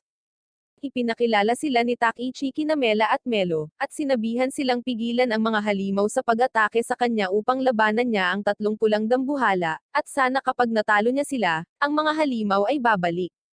Sa pamamagitan nito, hinamon ni Takichi ang 3 dambuhala sa isang labanan, at nakita namin ang emperador na tumitingin sa labanan. Sinabi ng emperador na ang lahat ay ayon sa plano ng babaeng iyon, habang tinutukoy ang isang lihim na mastermind na mas mataas pa sa kanya sa pamamaraang ito. Bumalik sa kampo, nakita namin si Ana na nag-aalaga sa mga nasugatan na sundalo habang naririnig ang tungkol sa sitwasyon sa frontline. Nagpa siyang magtiwala kay Takichi, ngunit pagkatapos ay dumaan sa kanya ang isang nakahod na figure at may ibinulong sa kanyang tainga, na nagdulot sa kanya na maglakad patungo sa larangan ng digmaan na parang walang isip na papay. Sa kabilang banda, si Lemia at ang iba pang mga adventurer ay nakikipaglaban sa maliliit na halimaw, habang si Takichi ay nakikitungo sa mga dambuhala sa isang 3 versus 1 na sitwasyon. Sa kabila ng pagkakaiba sa kanilang mga numero, nagawang patumbahin ni Takichi ang isa sa kanila at tinapos ang trabaho salamat sa kanyang napakalakas na magic power. Ngunit pagkatapos ay nagsimulang manginig ang lupa, at isang dragon ang lumabas sa lupa at kinain ang mga dambuhala para sa almusal.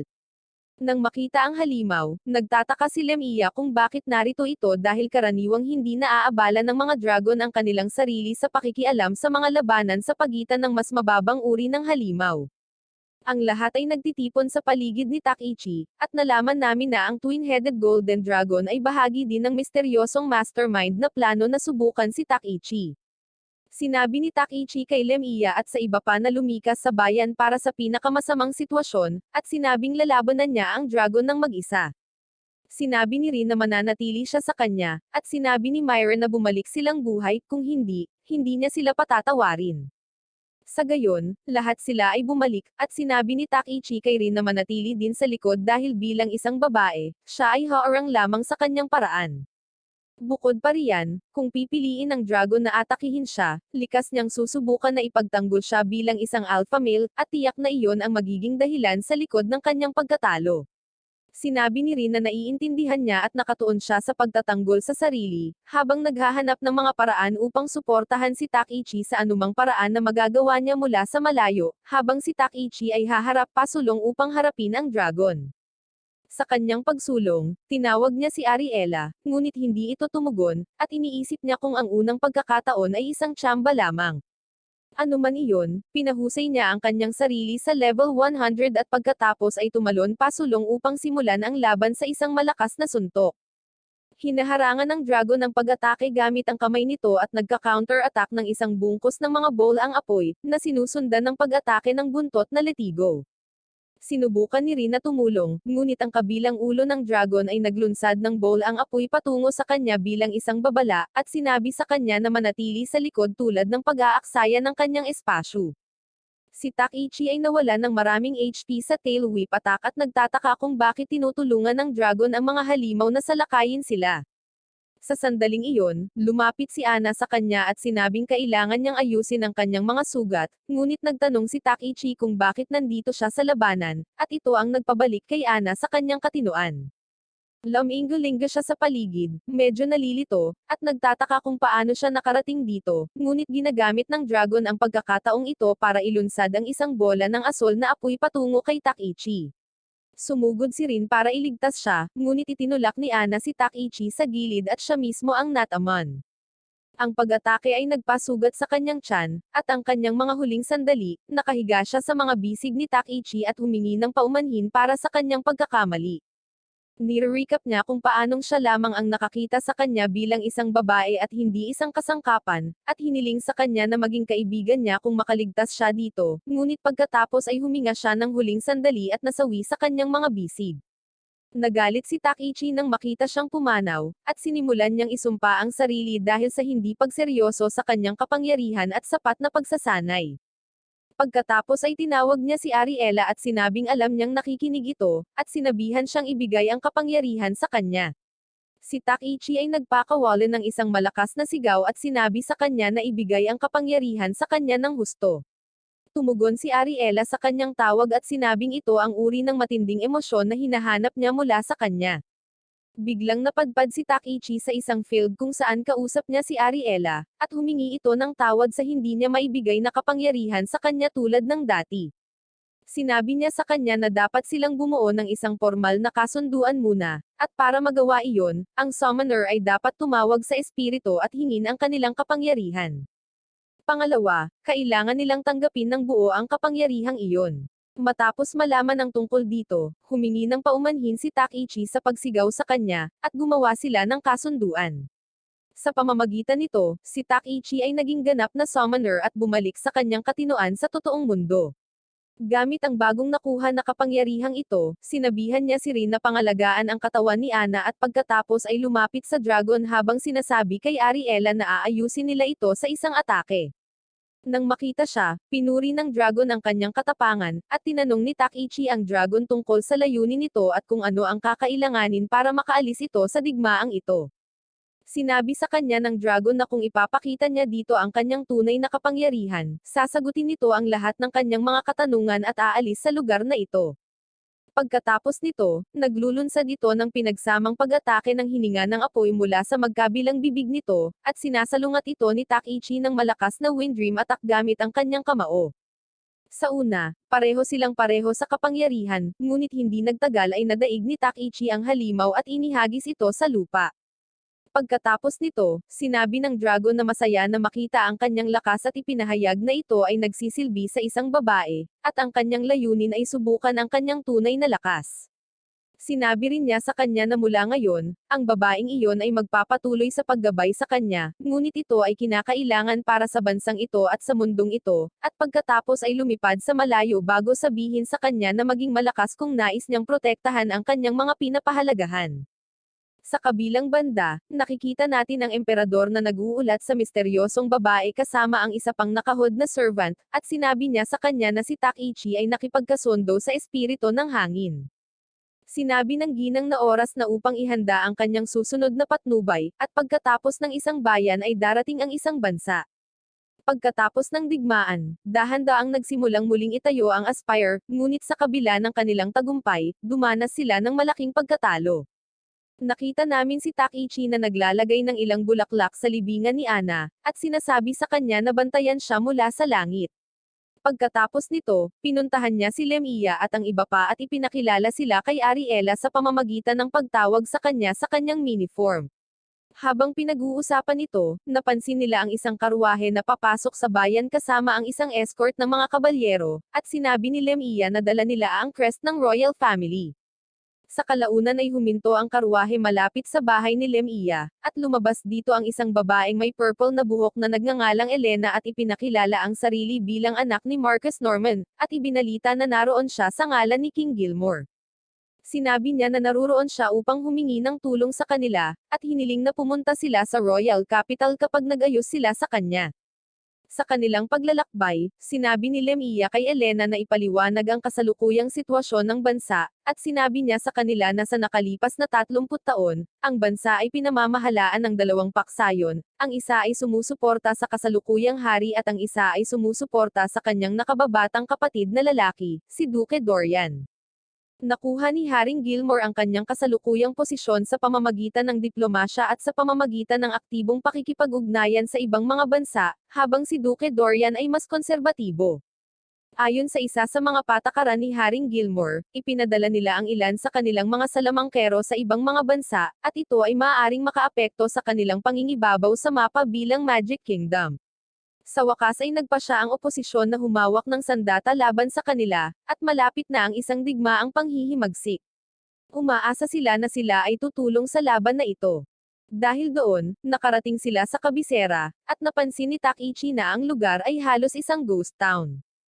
Tinanong ni Lemia si Elena kung may sinabi ang hari tungkol kay Takichi at Rin, at sinabi niya na pinilit niyang isama sila. Sa sandaling iyon, isang araw ang lumipad patungo sa kanya, ngunit hinawakan ito ni Takichi sa himpapawid na parang alpha male at iniligtas ang kanyang buhay. Nalaman namin na inilunsad ito ng isa sa mga tauhan ng duke, na nagulat sa kanya tungkol sa pagdating ng iba pang mga worlder sa kabisera. Bumalik sa kastilyo, si Takichi at ang lahat ay pumasok sa courtroom, at ipinakilala sila ni Elena kay Head Mage Bella, ang pinakamataas na commander ng kanilang hukbo, si General Sharela, at ang nag-iisang anak na babae ng hari, si Princess Charlene. Sa sandaling iyon, pumasok din ang hari at pinuri sila sa kanilang mga pagsisikap sa pagtatanggol sa Aspire. Nagpa siya si Lemia na laktawan ang mga formalidad at tinanong siya kung ano ang nangyari.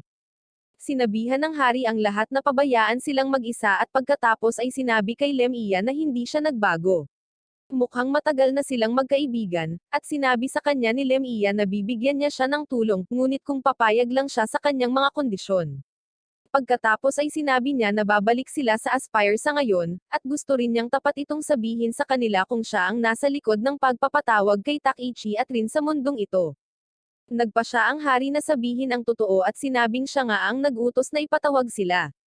Nang marinig ito, humakbang si Takichi at tinanong sila kung paano niya naaalis ang kanilang mapayapang buhay at ipatawag sila rito para pumaslang ng mga tao para sa kanya, at tutol din si Lemia sa kanila.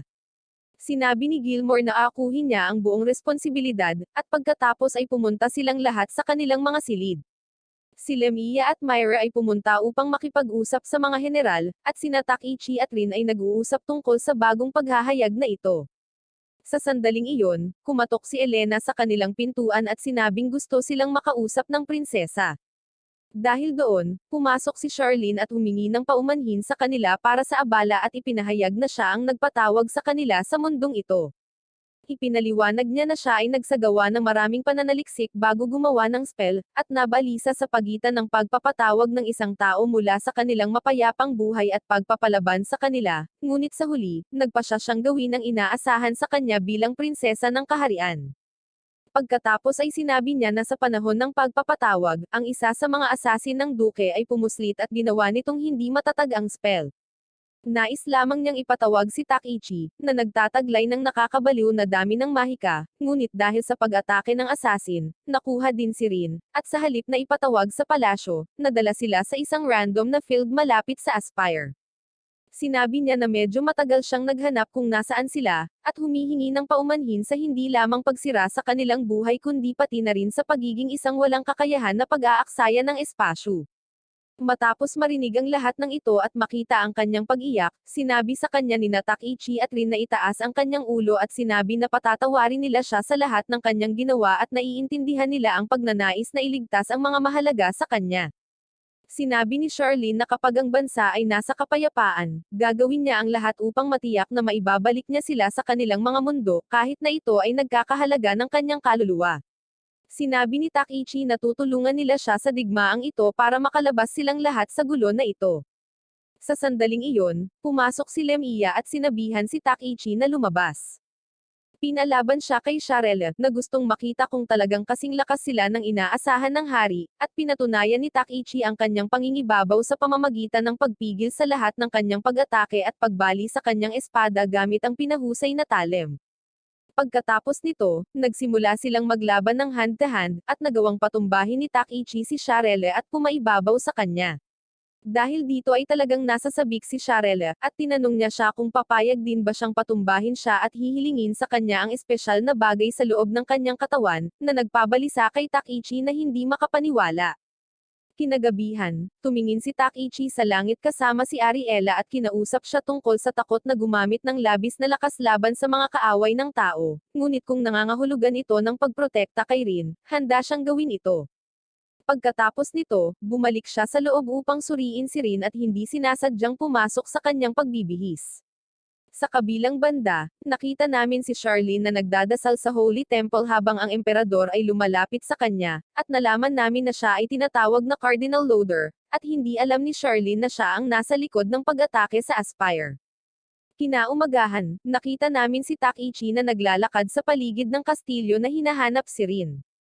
Sa kalaunan ay nahanap niya itong nagdidilig ng mga bulaklak, at sinabihan siyang dalhin ang kanyang sarili sa courtroom dahil gusto ni Lemia na sumali sila sa pulong kasama ang mga general. Sa kabilang banda, nakikita natin ang duke na nakikipagpulong sa kanyang mga general. Dalawa sa mga Marquesas ay tila nagkakaroon ng talakayan tungkol sa kanilang susunod na hakbang, kung saan iminungkahi ni Nelson na tipunin nila ang kanilang mga puwersa at palibutan kaagad ang Royal Capital, habang sinabi ni Mark na dapat nilang suriin muna ang mga kakayahan ng dalawang iba pang taga-ibang mundo bago ilunsad tamang pag-atake. Idinagdag niya na, ayon sa kanilang intel, ang isa sa kanila ay maaaring magpatawag ng mga espiritu at sinabi na dapat nilang laruin ang kanilang mga baraha. Sa huli, ang duke ay pumanig kay Nelson at binigyan siya ng pahintulot na tipunin ang kanilang mga puwersa at pangunahan sila sa kabisera. Sa kabilang banda, si Sharelle at Bella ay nagulat sa hari tungkol sa hukbo ng duke na nagmamarcha patungo sa kabisera at sinabi sa kanila na mayroon silang 3,000 sundalo na handang italaga, kasama ang isa pang 6,000 na naka-standby. Sinabi ni Bella na mayroon din siyang 300 mages na handang lumaban, kasama ang isa pang 600 bilang backup. Sinabihan sila ng hari na ipagtanggol ang kabisera ng buong lakas, at lumipat sila sa tactical meeting room, kung saan bumuo sila ng plano na makipagkita sa mga puwersa ng duke sa timog kinaumagahan, na tinutulungan din sila ni Takichi. Nakaramdam si Takichi ng pag-aalala tungkol sa paggamit ng kanyang kapangyarihan laban sa mga tao, ngunit sinabihan siya ni Lemia na maging matatag, at hinikayat siya ni Sharelle na may pangakong pakasalan siya pagkatapos ng digmaan, na higit na nag-aalala kay Takichi. Nang maglaon ng gabing iyon, pinuntahan ni Takichi si Rin, na tila masyadong tensyonado tungkol sa pagsali sa digmaang ito. Sinabi niya sa kanya na hindi niya kailangang makibahagi dito dahil napunta siya dito dahil sa pagkakamali, ngunit sinabi niya kay Takichi na tumalon siya sa bilog ng kanyang sariling kusa at lalaban siya kasama niya. Sinabi rin niya sa kanya na magpalipas ng gabi sa kanyang silid, at pareho silang umupo, at inilapat ni Rin ang kanyang ulo sa kanyang balikat. Mukhang magiging lalaki na si Takichi ngayong gabi, ngunit habang sinusubukan niyang hawakan ang kamay nito, may napansin siya at sinabi sa kanya na oras na para tawagin itong gabi.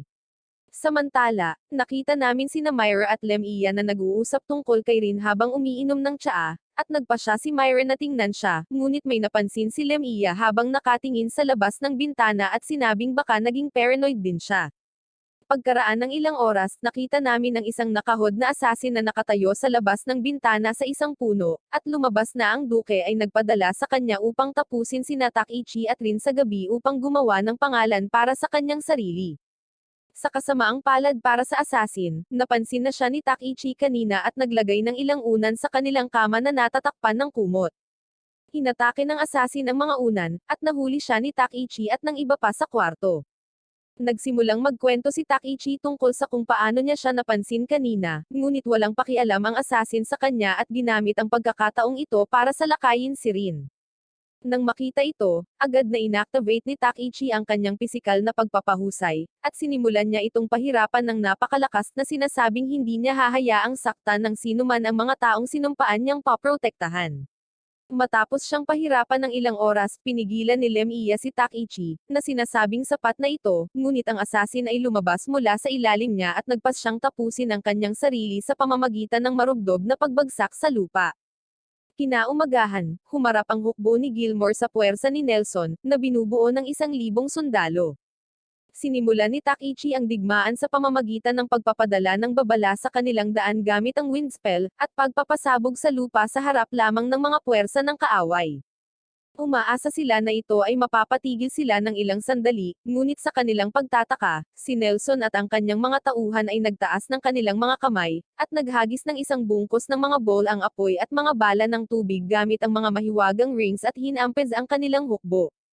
Ito ay nagpapalito sa kanila sa una, ngunit ginagamit ni Takichi ang kanyang mga cheat skills para mag-zoom in at sabihin kay Lemiya ang tungkol sa mga espesyal na rings.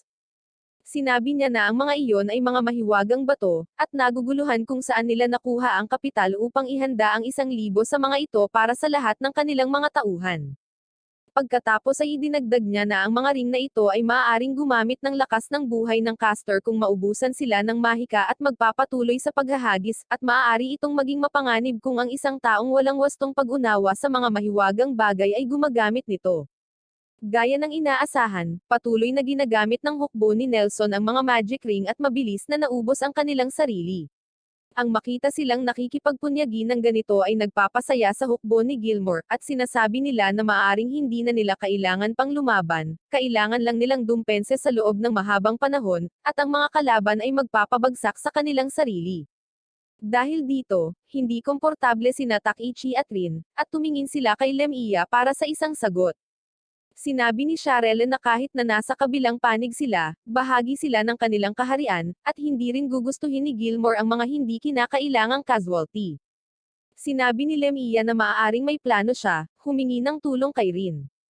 Naglagay ng harang si Takichi sa harap nila gamit ang wind magic ni Ariella, at pinoprotektahan ni Myra si Rin mula sa anumang stray shots hanggang sa maghanda siya ng isang espesyal na spell kasama ang iba pang royal mages, at bigla silang nagpaulan. Pagkatapos ay gumamit si Rin ng mahika ng kidlat at kinuryent ang mga puwersa ng kaaway, na nawalan ng malay. Nakaramdam din si Nelson ng pagkapagod, at napaluhod siya, ngunit pagkatapos ay napansin niya ang assistant ng Duke, si Nimcos, na lumalapit sa kanya at sinabi sa kanya ang nangyari. Tinanong siya ni Nelson kung bakit sila natatalo, at sinabi niya sa kanya ang tungkol sa nakakaubos na epekto ng magic ring, pagkatapos ay inatake siya bago sabihin sa kanya na natupad niya ang kanyang layunin. Sa pamamagitan nito, ang digmaan ay nagtatapos. Kinagabihan, nakita namin sina Kazem at Grammy na umiinom sa isang bar, at kumuha si Kazem ng isang maliit na gadget at sinabing sa susunod na makita niya si Takichi, gagawin niya itong dilaan ang dumi sa sahig. Kinaumagahan, ginaisang ni Rin si Takichi gamit ang kanyang mga espesyal na kasanayan sa bibig, ngunit napunta si Takichi sa banyo dahil sa sobrang pagkain kagabi. Pagkatapos nito, nakipagkita sila kina Lemiya at Myra, na nagsabi sa kanila na pinatawag silang lahat ng hari sa courtroom. Lahat sila ay pumunta upang tingnan kung ano ang nangyari, at sinabi ng hari na gusto silang gantimpalaan ng prinsesa para sa kanilang mga nagawa sa digmaan, at hinahayaan silang pumili ng mga espesyal na armas mula sa koleksyon ng royal. Nakakuha si Lemiya ng magic ring, kinuha ni Takichi ang isang mukhang Japanese na katana, pumili si Rin ng magarbong staff, at kumuha si Myra ng high-grade dagger para sa kanyang sarili. Pagkatapos nito, pumunta silang lahat sa training ground kung saan hiniling ni Sharelle kay Takichi na ipakita sa kanya ang kanyang malaking itim na espada. Sinubukan din ni Lemiya ang kanyang magic ring, habang si Sharelle ay pumaibabaw kay Takichi at sinabihan siyang i-discarga ang lahat ng kanyang nararamdaman gamit ang kanyang espada sa kanya. Banibiro niya ito at sinabing kukunin niya ang lahat ng mayroon siya, ngunit nasusuka pa rin si Takichi dahil sa sobrang pagkain kagabi at nawalan ng malay. Si Takichi kahit papaano ay nakatakas mula roon at pumunta sa bayan upang kumuha ng gamot. Habang nasa labas ay napansin niyang nakatingin sa kanya ang mga tao, at nagtataka siya kung nakatingin ba sila kay Ariella, ngunit sinabi niya na ginawa niya ito upang siya lamang ang makakakita sa kanya sa ngayon, kaya ang mga tao ay talagang nakatingin sa kanya. Sa sandaling iyon, may mga batang lumapit sa kanya at tinawag siyang malakas na tao mula sa digmaan, at napagtanto ni Takichi na medyo naging popular siya sa karamihan. Hinaliw niya ang mga ito saglit at pagkatapos ay lumakad sa isang walang laman na kalye, at tinawag ang taong sumusunod sa kanya sa mga anino. Ito ay lumabas na walang iba kundi si Kazem, na nakakaramdam ng puot tungkol kay Takichi na makuha ang lahat ng katanyagan na ito. Tinanong siya ni Takichi kung ano ang nangyari sa kanyang braso, at kapag nalaman niyang siya ang pumutol nito, talagang nalulungkot siya. Sinabi ni Kazem na napagpasyahan niyang talunin siya at hinahamon siya sa isang tunggalian ayon sa kanyang mga termino. Kung hindi, lalasunin niya ang lahat ng balon sa lungsod. Inilabas niya ang gadget na nakuha niya mula kay Lodra at sinabing maglalagay ito ng mga paghihigpit sa mahika ni Takichi at gagawin itong katumbas ng sa kanya. Sa ganitong paraan, makakalaban sila sa pantay na batayan, at mapapatunayan niyang natalo lang siya sa kanya dahil sa kanyang pang-ibang mundo na kakayahan. Ito ay malinaw na mukhang isang masamang ideya, ngunit bilang isang alpha male sinabi ni Takichi na hindi siya maaaring umatras mula sa isang labanan tulad nito at patunayan ang kanyang pangingibabaw. Nagpagalit ito kay Ariela, at sinabi niya sa kanya na huwag babalik na umiiyak kung hindi na bumalik ang kanyang kapangyarihan. Magsisimula na ang labanan. Sinimulan ito ni Takichi gamit ang isang wind blast, ngunit iniiwasan ito ni Kazem at umatake ito gamit ang isang punyal. Hinaranggan ito ni Takichi gamit ang kanyang espada at pagkatapos ay tumalon pabalik para atakin si Takichi gamit ang mga bala ng yelo at tubig. Nagmamadaling sumulong si Takichi at inalis ang kanyang punyal mula sa kanyang kamay, ngunit nataman siya ng ilang mga bala ng yelo, at naging matindi ang labanan. Pinagmamasdan sila ni Grammy mula sa sulok habang tinatalo nila ang buhay na liwanag ng araw sa isa't isa. Sa huli, iniisip nilang dalawa kung dapat ba silang magpatuloy sa pakikipaglaban hanggang sa mawalan ng malay ang isa, ngunit sa halip ay nagpasya silang tapusin ito sa kanilang susunod na hakbang. Nag-charge si Kazem ng napakalaking ice spell at naghahanda na ihagis ito kay Takichi, na mukhang medyo napagod at hindi makaiwas dahil sa kanyang pinsala sa binti. Iniisip ni Takichi ang tungkol kay Rin at ang kanyang maagang mga aralin sa mahika, at nagpas siyang maniwala sa kanyang sarili at naglagay ng mahika sa kanyang espada, gamit ito para hatiin ang ice spell ni Kazem at pinabalik siyang lumipad papunta sa dingding mula sa shockwave. Sa pamamagitan nito, natapos ang kanilang laban, at tinanggap ni Kazem ang pagkatalo, ngunit sinabi ni Takichi na mayroon siyang kahit isang karagdagang halaga ng bentahe, kaya hindi ito patas. Pagkatapos nito, hiniling ni Ariela na ibalik ang mahiwagang kapangyarihan ni Takichi, at sinabi niya sa kanila na sirain ang mahiwagang gadget upang ibalik ang lahat sa normal. Ngunit bago nila magawa ang anumang bagay, ang madilim na aura sa paligid ng gadget ay bumubuo ng sarili sa isang anino na halimaw at nagsimulang umatake kay Takichi. Sinubukan ni Takichi na lumaban gamit ang mahika ng hangin, ngunit hindi ito gumagawa ng anumang pinsala sa halimaw na anino, na tumama sa kanya pabalik ng isang grupo ng mga maitim na bala. Mukhang masama ang mga bagay para sa kanya, ngunit biglang lumabas si Grammy sa kanyang invisibility na balabal at inatake ang halimaw. Hinabala ito ni Kazem gamit ang kanyang ice magic at sinabihan si Grammy na sirain ang gadget. Ngunit kahit na matapos itong sirain, hindi nawawala ang halimaw, at nagtataka si Kazem kung plinano din ni Loader ang lahat ng ito. Napansin ni Takichi na ang kanyang kapangyarihan ay bumalik, at least, at sinabi niya na tatapusin niya ang halimaw sa isang pag-atake hanggang sasabihin sa kanya ni Ariela na i-compress ang nakapaligid na hangin upang bumuo ng kidlat, at hinampes ang halimaw gamit ang kanyang aerial slash gamit ang kanyang espada. Pagkatapos noon, binibigyan niya ng healing potion si Kazem, ngunit sinabihan siya ni Grammy na itigil ang pagdurog sa kanyang pride at sinabing galit lang siya sa pagkatalo sa kanya. Ngunit ngayon na sila ay lumaban sa pantay na termino, tinanggap na niya ang kanyang pagkatalo at malamang na magsisikap na lumakas. Pagkatapos ay tinulungan niya itong tumayo at lumayo, na ngayon ay tila nakabuo ng isang maganda na tunggalian kay Takichi. Sa sandaling iyon, nagsimulang tumunog ang kampana ng lungsod, at ibinalita ng tagapagsalita na nagdeklara ng digmaan ang hukbo ng duke. Tumakbo si Takichi pabalik sa kastilyo upang makipagkita kay Rin at lahat sila ay naghahanda para sa digmaan na magsisimula sa susunod na araw. Kasabay nito, nakita namin ang emperador na nag-uulat sa misteryosong babae tungkol sa kung paano hinarap ni Takichi ang anino na halimaw, at sinabi niya sa kanya na magpatuloy sa kanilang susunod na patnubay. Nakikita rin namin ang iba pang nakahod na figure sa tabi nila, na halos kamukha ni Nimcos. Kinaumagahan, kinausap ni Duque Dorian ang kanyang hukbo bago magmarcha patungo sa kabisera, at si Marco ay humingi ng kanyang pahintulot na harapin ang ibang mga taga-ibang mundo at si Lemia ng mag-isa, dahil ginawa na niya ang mga kinakailangang pagsasaayos at hindi siya bibiguin tulad ni Nelson. Pagkatapos nito, nagmarcha ang Duque patungo sa kabisera, at magkaharap ang dalawang hukbo. Tinanong niya si Nimcos kung mayroon silang anumang pagkakataon na manalo, at sinabi niya na si Marco ang bahala sa lahat maliban kay Takichi, ngunit sisiguraduhin niyang hindi siya problema para sa kanyang sarili. Sa kabilang banda, itinaas ni Haring Gilmore ang moral ng kanyang mga sundalo sa pamamagitan ng isang talumpati at sinabihan silang gumawa ng landas tungo sa tagumpay para sa kanilang kaharian bilang mga bayani nito. Sa pamamagitan nito, nagsimula ang digmaan, at nakikita natin ang mga lalaking nagsasagupaan ng mga espada at mga mahiwagang spell na inihagis sa buong larangan ng digmaan. Pinamunuan ni Narin at Myra ang labanan, kung saan winasak ni Lemia ang kanyang mga kalaban sa pamamagitan ng paggamit ng mga spell mula sa kanyang bagong mahiwagang ring, ngunit pagkatapos ay naipares silang lahat laban sa kanilang mga laban na inihanda ni Marco para sa kanila, at nakita namin ang isang A-ranked adventurer na nagngangalang Suzerain na humarap kay Rin. Si Marco mismo ang humarap kay Myra, habang ang isang mangkukulam na nagngangalang Fabian ay hinahamon si Lemia gamit ang kanyang jamang magic para atakihin ang buong katawan niya gamit ang kanyang staff. Samantala, ginagamit ni Takichi ang kanyang mahika ng hangin para tumalon sa mga puwersa ng kaaway at dumapo sa harap mismo ng kampo ng Duque. Habang pinag-uusapan nila ang kanilang diskarte sa labanan, pumasok lang siya at sinabihan ang Duque na sumuko. Sinabi ng Duque sa lahat maliban kay Nimcos na maglakad sa labas, at kinausap niya si Takichi tungkol sa kanyang panukala. Sinabi ni Takichi na kung sasabihin niya sa kanyang mga tauhan na sumuko ngayon, sisiguraduhin niyang kaaawaan siya ng hari. Kung hindi, mayroon siyang sapat na kapangyarihan upang tapusin siya at ibalik ang kanyang ulo sa hari mismo.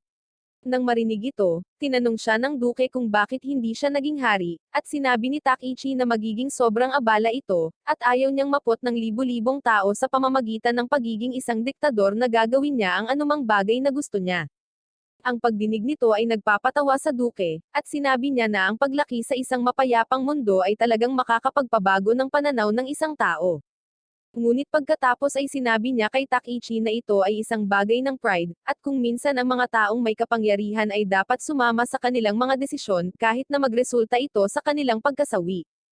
Tinitingnan ni Takichi ang kanyang mukha at nagtataka kung siya ay nawala na sa kaisipan, habang nakikita namin si Nimcos na naghahanda ng ilang madilim na spell sa likod ng lahat na nagpapainom sa lahat sa kanilang hukbo ng kanyang maitim na potion. Bumalik sa larangan ng digmaan, hinarap ni Lemia si Fabian at tinanong siya kung nagpaplano lang siyang pag-orange siya. Hinatake niya siya gamit ang salamangka ng yelo, ngunit hineranggan niya ito sa pamamagitan ng pagpapatawag ng apoy mula sa lupa. Pagkatapos ay nagpadala siya ng isang bungkus ng mga bala ng yelo patungo sa kanya, ngunit hineranggan ni Lemia ang mga ito gamit ang magic ng depensa at inatake siya gamit ang isang wind blade. Nagulat ito sa matandang salamangkero, at tinanggap niya ang kanyang pagkatalo at sinabihan si Lemia na tapusin siya, na ginagawa niya gamit ang isang napakalaking fireball. Kasabay nito, nilabanan ni Myra si Marco gamit ang kanyang nagninangas na espada, ngunit itinulak niya ito sa hangin at naisip na makakatikim siya ng karne ng elf ngayong gabi. Ngunit pagkatapos ay dumaan siya sa kanya at hiniwa ang kanyang leeg gamit ang dagger na kinuha niya mula sa Royal Collection. Si Rin naman ay mukhang nahihirapang tapusin ang kanyang kalaban. Pinapanatili ni Suzerain ang opensa at pinilit si Rin na magsagawa sa defensive. Nagpapatuloy ito ng ilang sandali, ngunit sa wakas ay natapos na ni Rin ang pagsusuri sa kanyang mga galaw at kakayahan at naghahanda na tapusin ang labanan. Naghahanda siyang hampasin siya ng isang spell, ngunit tumalon si Suzerain at tumama sa lupa, na nagpa-atras kay Rin. Lumipat si Rin sa ice magic at naglunsad ng ilang icicle patungo sa kanya, ngunit tinamaan silang lahat ni Suzerain, napagtanto lamang na distraction ito nang makita niya si Rin sa ibabaw niya na may napakalaking bowl ang apoy sa itaas ng kanyang ulo.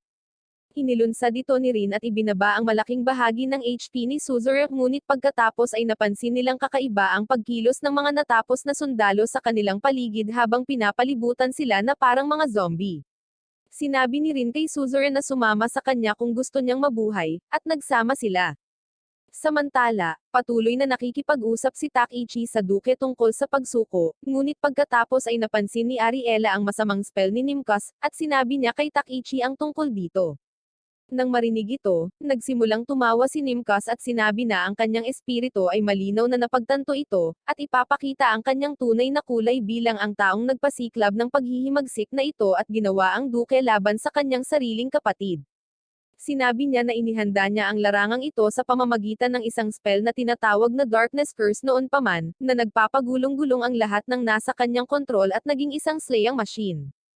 Sinabi niya na ginawa niya ang lahat para sa babaeng iyon habang tinutukoy ang misteryosong mastermind, at sinabi na wala siyang gaanong pakialam sa kahariang ito or ang away ng dalawang magkapatid, at gagawin niyang alikabok ang lahat ayon sa nais ng kanyang amo. Sa pamamagitan nito, sinimulan niyang ipalaganap ang spell sa buong larangan ng digmaan at naging demonyo rin. Bumalik sa larangan ng digmaan, nakita namin sina Lemia at Bella na pinagmamasdan ang spell sa kanilang mga ulo, at ipinapaliwanag na ito ang parehong spell na ginamit 200 taon na ang nakakaraan sa panahon ng labanan sa pagitan ng kanilang mga kalapit na bansa, ang Holy Scos Empire at ang Guardian Empire. Habang ang labanan ay medyo mabilis, ang mga nasawi na mga sundalo ay naging mga nakakatakot na zombie na umatake sa magkakaibigan at magkaaway. Pagkatapos ay tumungo din sila sa mga hindi man lalaban, at sa pagtatapos ng lahat, mahigit 700,000 katao ang nasawi. Ang labanang ito ay natapos sa kasaysayan bilang ang Bloody Rhapsody, at hanggat hindi nila nadudurog ang pinagmulan ng mahikang ito, hindi nila maibabalik ang lahat sa kanilang katinuan. Ang spell ay patuloy nakakalat sa mga nabubuhay, at sila ay magiging mga walang isip, gutom sa labanan ng mga zombie din. Nagsisimulang magmukhang masama ang mga bagay para sa magkabilang hukbo, habang si Lemia at ang iba pa ay napapaligiran ng mga sangkawan ng mga walang isip na mga pupe na ito. Nagpasya silang lumaban at umaasa kay Takichi na iligtas ang araw gamit ang kanyang plot armor na magdadala sa amin pabalik sa kampo ng Duke, kung saan pinakawalan ni Takichi ang kanyang espiritu at naghahanda na gumamit ng full power attack na maaaring magresulta sa pagkawala ng kanyang buhay. Napagpasyahan niyang gamitin ang lahat sa pagkakataong ito upang iligtas ang kanyang mga kaibigan, ngunit bago niya mailabas ang lahat ng kapangyarihang iyon, tumigil si Ariela sa oras at sinabing nagsisinungaling siya sa kanya. Humingi siya ng paumanhin sa kanya at sinabing natatakot siya sa sarili niyang kapangyarihan at hindi niya alam kung paano ito makakaapekto kay Takichi, at iyon ang dahilan kung bakit nagpakita lamang siya sa harap niya sa semi-orihinal na anyo na ito. Pagkatapos ay sinabi ni Ariela na pagkatapos makita ang kanyang pagpapasya, naniniwala siya ngayon na handa na itong maranasan siya sa kanyang tunay na katawan at sinabi sa kanya ang kanyang tunay na pangalan, na lumabas na Sylphid. Pagkatapos noon, ang oras ay nagsimulang bumalik sa normal, at si Rin ay pumunta kay Takichi kasama si Suzuru at niyakap siya. Napansin ni Takichi na nasugatan ang kanyang binti at sinabing tatapusin na niya ang digmaang ito para makauwi na sila. Pagkatapos ay itinaas niya ang kanyang kamay at tinawag si Sylphid at gumamit ng isang espesyal na spell para basagin ang Darkness Curse Magic Circle. Ito ay talagang nagpagulat sa lahat, at inihayag ni Suzuru na ang Sylphid ay ang pangalan ng reyna ng mga espiritu, at siya ay itinuturing na isa sa 4 na pinakamalakas na espiritu sa buong universo. Dahil dito, bumalik sa normal ang lahat, at sinabi ni Takichi na kailangan pa niyang pangalagaan ang nasa likod ng lahat ng ito at maghanda upang labanan si Nimcus sa kanyang anyo ng demonyo. Pagkatapos ay inihahanda niya ang kanyang bagong kapangyarihan, at pareho silang lumipad sa kalangitan upang simulan ang isang Dragon Ball Z-style fight. Ilang beses silang nag-aaway bago siya tinanong ni Takichi tungkol sa misteryosong babae. Sinabi ni Nimcus na siya ang pinuno ng mundong ito at siya ang nagplano ng lahat, mula sa kanyang pagsilang hanggang sa kanyang pagtawag sa mundong ito, hanggang sa araw na ito, kung saan nabuksan niya ang kanyang tunay na kapangyarihan bilang summoner. Ibinunyag niya na ang mundong ito ay patungo sa isang malawakang digmaan, at para protektahan ito, kailangan nila ng ultimate weapon, at si Takichi ang magiging ganoon para sa kanila. Idinagdag pa niya na ang lahat ng mga laban na ito na kanyang nilabanan sa ngayon ay bahagi ng plano ng babae na palakasin siya, at siya rin ay isang pawn lamang sa kanyang grand scheme. Tinanong siya ni Takichi para sa kanyang pangalan, ngunit sinabi ni Nimcus na hindi pa oras para malaman niya iyon, na talagang ikinagalit ni Takichi, at sinabi niya na hindi niya tatanggapin ang pagkawala ng mga kaibigan at napakaraming buhay sa gayong dahilan. Ipinagpatuloy niya ang pag-atake sa demonyo at kalaunan ay nadaig siya habang namumuo ang kanyang galit, at sinimulan niya itong hampasin ng kanyang mga suntok hanggang sa matamaan siya ng malakas na tama sa kanyang tiyan at pinabagsak siya sa lupa. Si Takichi ay nakatayo sa ibabaw niya, at sinabi sa kanya ni Nimcos na ihatid ang pangwakas na atake, dahil ang pagiging malambot ay ang kanyang natitirang kahinaan, ngunit sinabi sa kanya ni Takichi na iniwan niya ang kanyang sangkatauhan nang tanggapin niya ang kapangyarihang ito at inatake siya gamit ang isang malakas na pag-atake ng kidlat.